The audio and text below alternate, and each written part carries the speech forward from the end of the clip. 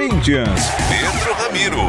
De volta aqui à Rádio Bandeirantes para falar deste Corinthians, para falar deste timão que vai a campo diante da equipe do Flamengo amanhã, 9h45 da noite, horário específico, no 9h45 da noite, jogo importante pela partida da ida da semifinal da Copa do Brasil, jogo em que a equipe alvinegra quer vencer e precisa vencer diante da equipe do Flamengo, uma partida bastante complicada, mas eu lembro que a Copa do Brasil pode disponibilizar mais de 70 milhões de reais em premiação.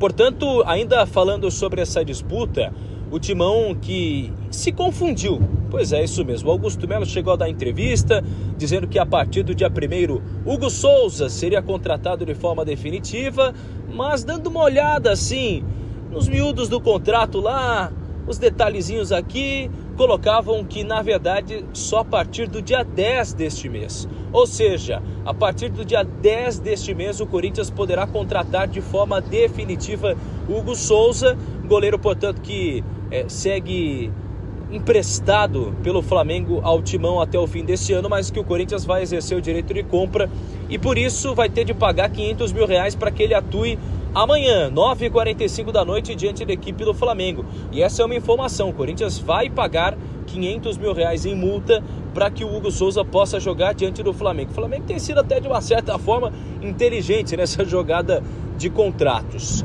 O Corinthians também entrou no STJD contra a equipe rubro-negra e por isso a gente fala que os embates não vão só dentro de campo. Fora dele também segue bastante quente essa disputa entre Flamengo e Corinthians, Corinthians e Flamengo. O timão que alega que a equipe do Flamengo, junto à CBF, na verdade, né, acabaram rompendo o regulamento da própria competição ao a CBF mudar essa data de volta da semifinal da Copa do Brasil. Portanto, o Corinthians quer atuar no meio de semana e não no fim de semana, como foi determinado e definido pela própria Conmebol, aliás, pela própria CBF, diante dessa situação. Portanto, o timão que já se prepara e já está pronto também para a disputa de amanhã diante da equipe do Flamengo pela Copa do Brasil e deve mandar uma provável escalação dessa maneira, Solé, trazendo para quem nos acompanha aqui na Rádio Bandeirantes, com Hugo Souza no gol, no sistema defensivo, muito provavelmente Mateuzinho na lateral direita. A dupla de zaga do Corinthians deve ter André Ramalho e Kaká, e na lateral esquerda Matheus Bidu. O meio de campo de Charles Martinez, e aí o Garro deve aparecer entre os titulares ao lado do Breno Bidon ou do Coronado. Uma provável dupla de ataque tem Yuri Alberto e Romero. Essa é a provável escalação do Corinthians, repetindo para você ligado na Rádio Bandeirantes. O Corinthians deve ir a campo com Hugo Souza, Mateuzinho, a dupla de zaga com André Ramalho e Kaká, na lateral esquerda Bidu. O meio de campo de Charles Martinez e mais à frente Garro, Bidon, Yuri Alberto e Romero. Portanto, um Corinthians com força máxima diante da equipe do Flamengo, que tem alguns desfalques, é verdade. Tem a estreia também do novo treinador, o Felipe Luiz, que segundo o Marcos Braz, responsável aí pela contratação de Felipe Luiz, essa contratação não é interina, é definitiva, diferente do que havia sido anunciado na própria nota da equipe rubro-negra. Portanto, o timão que vai a campo 9h45. Mas agora, Solera, eu vou pedir para você, toca o hino do Corinthians. Toca o hino do Corinthians. Salve o Corinthians, campeão dos campeões. Pois é, tem informação importante sobre o hino do Corinthians.